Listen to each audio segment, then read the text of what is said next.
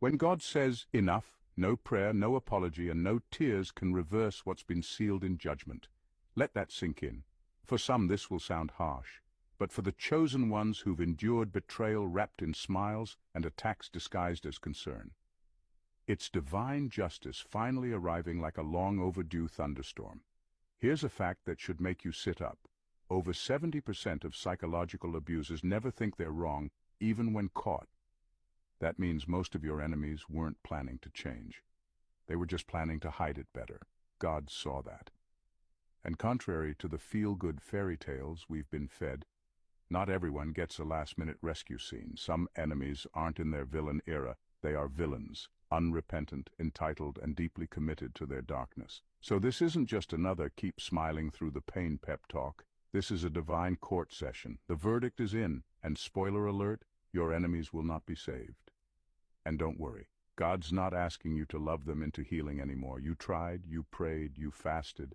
They responded with voodoo, gossip, and screenshots. Now it's heaven's turn. Buckle up, because what you're about to hear will not only explain why the war against you intensified, but why it's finally over, and why your enemies won't make it out this time. Number 1. Mercy expired the moment they made evil a lifestyle, not a mistake. Mercy expired the moment they made evil a lifestyle, not a mistake. That's the line. And here's the truth behind it. There's a massive difference between someone who messes up and feels conviction, and someone who keeps choosing darkness like it's a daily routine. Many of your enemies were never struggling. They weren't confused. They knew what they were doing. They calculated the harm. They rehearsed the betrayal. They practiced the manipulation. This wasn't a one-time lapse in judgment. It became their way of life. God doesn't cut people off because of a slip-up. He gives chances. He sends warnings. He speaks through dreams, people, situations, even delays. But when a person takes all of that and still chooses to weaponize their jealousy, feed their pride, and plot harm as if they're clocking into a job, mercy begins to dry up. Not because God lacks compassion, but because he also protects justice.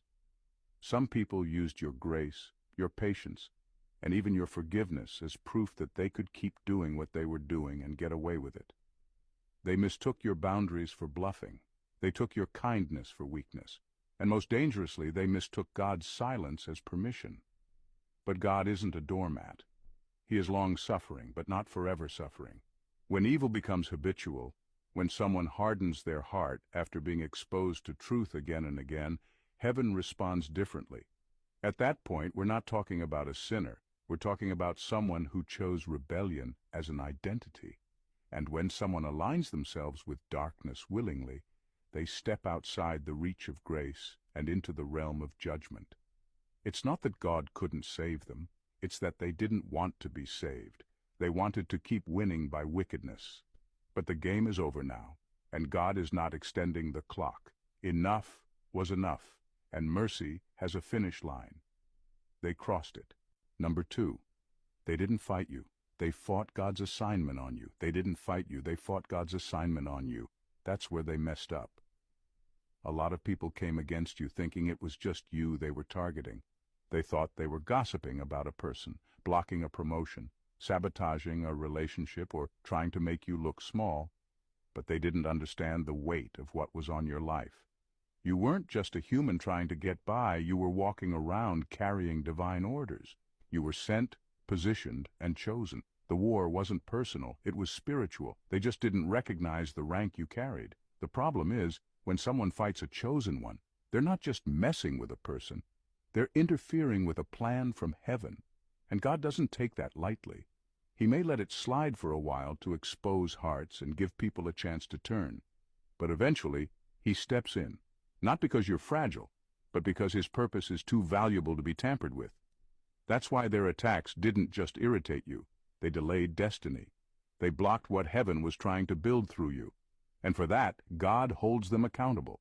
When they gossiped, lied, plotted, and cursed you, they weren't slowing you down. They were trespassing on holy ground. And if there's one thing God doesn't play about, it's his agenda. Many of them thought they were standing up for what's right. Others just enjoyed the power trip.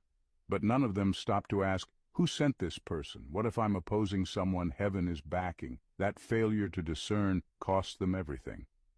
What's terrifying is that some of them won't even realize they picked a fight with God until the consequences hit, because the judgment won't feel like lightning from the sky. It'll feel like closed doors, delayed blessings, and spiritual silence. That's how God responds when someone touches his anointed. Quietly, completely, and with finality. They thought it was about you.